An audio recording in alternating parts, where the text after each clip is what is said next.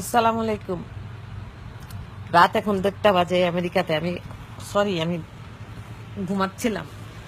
রাত 1:30 বাজে, আমি কি ঘুমাতে পারি?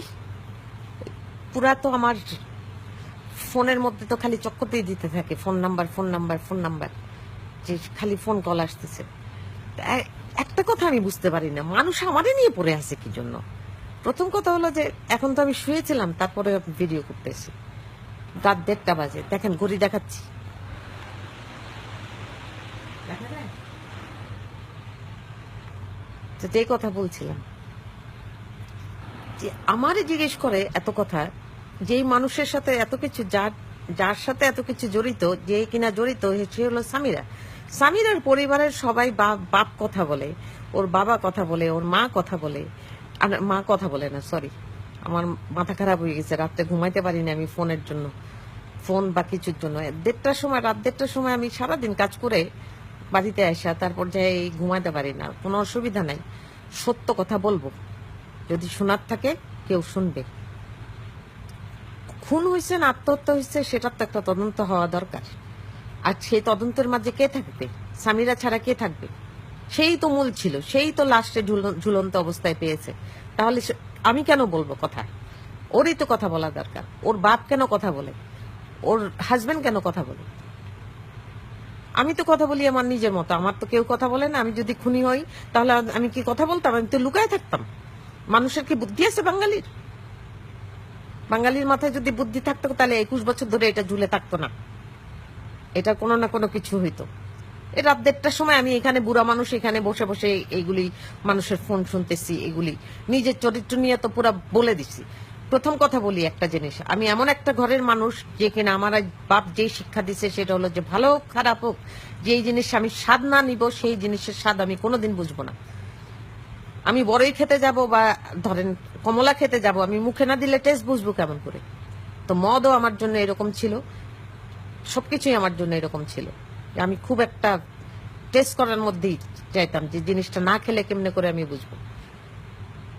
আর অসুস্থতা, বুড়া বয়সে তো অসুস্থতা হবেই। আর মানসিক অসুস্থতা, আরে আমেরিকার মতো জায়গায় আত্মীয় স্বজন কিছু নাই, ভাই বোন মা বাপ কিছু নাই, 14 বছর ধরে, এমনিই তো আমার মাথা খারাপ হয়ে যাওয়ার কথা। ঠিক নাকি? কথা ঠিক বলছি? আমার কি কেউ আছে এই জামাই ছাড়া এখানে? আর জামাই কি আপন হয় নাকি? নিজের বাপ ভাই বন্ধু বান্ধব সবকিছু ছাড়া আমি এই আমেরিকাতে পড়ে আছি 15.5 বছর ধরে। বাপ মারা গেছে, তাও দেখতে যাইনি। এগুলি কি ফাইজলামি নাকি? বদমাইশি করতেছে এখানে, আমি বসে বসে এই চুল পাকায় ফেলছি পুরা।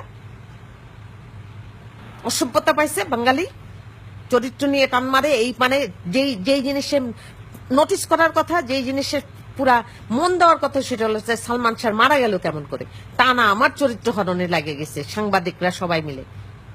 আমার চরিত্র হরণ করে কি লাভ হবে? আমার কি বাঙালি চিনে? ঠিক আমি বাঙালির সাথে মিশি? আমি আমেরিকাতে থাকি, আমার আমার মতো আমি আমার জীবন কাটাই। আমি কাজ করি, বাড়ি আসি, খাওয়া রান্না করি, ঘুমাই, টিভি দেখি। তা আমি এই জীবন ছেড়ে আর সালমান শাহ নিয়ে পড়ে থাকবো কি জন্য? আমি কি রাজনীতি করতে যাইতেছি বাংলাদেশে? না একটা মানুষের জবাব দিতেছি আমি। তো রাত্রেবেলা ঘুমাইতে পারি না, আমার বারবার জিজ্ঞেস করে যে কে খুন করলো, কে খুন করলো, কে খুন করলো। আর আমি যদি জানতাম যে কে খুন করলো, তাহলে তো আমি নিজে খুন করলেও তো আমি যাই বলতাম যে আমি খুন করছি, কেউ বিশ্বাস করুক আর না করুক। রাত্রেবেলা এখন ঘুমাই আমি, কেউ আর ফোন করেন না, যদি মনে হয় কিছু বলবো না। আর যার কথা যে জানে সবকিছু, সেই স্বামীরাতে কেন জিজ্ঞেস করা হয় না? ওর মারে কেন জিজ্ঞেস করা হয় না? ওর বাপকে কেন সামনে আনে? ও কি প্রধানমন্ত্রীর থেকে দুনিয়ার সব মানুষের থেকে বড় নাকি, যে কি পুলিশে ওরে ধরতে পারে না? ওরে এখন পুলিশ নিয়ে গেলে ওরে কি আদর করে শাড়ি গয়না পরায় ও যায় ঢং করে এখানে বসবে, নালে ঘুমটা দিয়ে যায় বসবে? এমনিতে তো যায় ছবি দেখলে তো মনে হয় যে নায়িকার ভাব। ওর ছবি দেখেন মোস্তাক ওয়াইজের জায়গায়, ছবিগুলি দেখেন কিভাবে চলে, ওর দেখলে কি মনে হয়? আর সালমান শাহ সবকিছু নিয়ে ও পিছন থেকে চালচালায় সামনে আসে নাকি জন্য? অসভ্য মেয়ে, বছরের পর বছর আমার সাথে মিথ্যা কথা বলে গেছে। যা বুঝাইছে আমি তাই বুঝছি, আল্লাহ নাই ভাবছে। 21টা বছর ধরে আমার যা বুঝাইছে তাই আমি বুঝা গেছি আর বলে গেছি। আত্মহত্যা আত্মহত্যা আত্মহত্যা। এখন বলুক দেখি যে আমার ছেলেরে কি জন্য কি কি দিছিল এই কাপড়ের পুটলির মধ্যে, যেটা ফালাইতে দিছিল আমার ছাদের মধ্যে। হারাম জাদি সামিরা, তুই আমার ছেলেরও ফাঁসাইতে চাইছিস, আমারও ফাঁসাইতে চাইছিস, শুয়োরের বাচ্চা। তুই কি ভাবছিস যে তোর মা বেঁচে থাকবে আর তুই বেঁচে থাকবি আমি বেঁচে থাকতে? জীবনেও না। ফেসবুক যদি থাকে আমি তোরে যতক্ষণে পারি আমি ন্যাংটা করে ছাড়বো হারামজাদি। তুই কতগুলি মিথ্যা কথা আমার সাথে বলছিস হারামির বাচ্চা সামিরা। তুই আমার মুখ দিয়ে আজকে গালি বের করাইছিস, শুয়োরের বাচ্চা। তোর যদি সাহস থাকে সামনে আয়, তুই তো জীবনেও সামনে আসবি না, কারণ তুই তো এরকম মেয়ে যারা সামনে আসে না, পিছন থেকে চাল চালায়। আর কি, আর রাগ হইতে চাই না ভাই, এমনিতে অনেক ঠান্ডা ছিলাম, ভালো মতো বুঝাইছি। আর কেউ বুঝলে বুঝুক, না বুঝলে না বুঝুক, আমার কথা আমি বলে যাবো, দূর থেকেই বলবো, ফেসবুকেই বলবো, একটা একটা মনে হবে তো এক একটা লেখা লেখা বলবো না ইনশাল্লাহ। আর কেউ ডিস্টার্ব যেন না করে। আলহামদুলিল্লাহ আমি এখন ঘুমাইতে চেষ্টা করি না, আমি মনে হয় আমি দেখি আমি কি করবো না। যাই হোক, এই বুড়া বয়সে আর কষ্ট দিয়েন না। চুলগুলি দেখছেন নাকি আমার সব পাইকে গেছে, আর চুলও ঠিক করে না আছড়াই না, কি করি না, কালকের থেকে নিজের যত্ন নেওয়া শুরু করবো ইনশাল্লাহ, যেন কথা বলতে পারি। আলহামদুলিল্লাহ, আসসালামু আলাইকুম।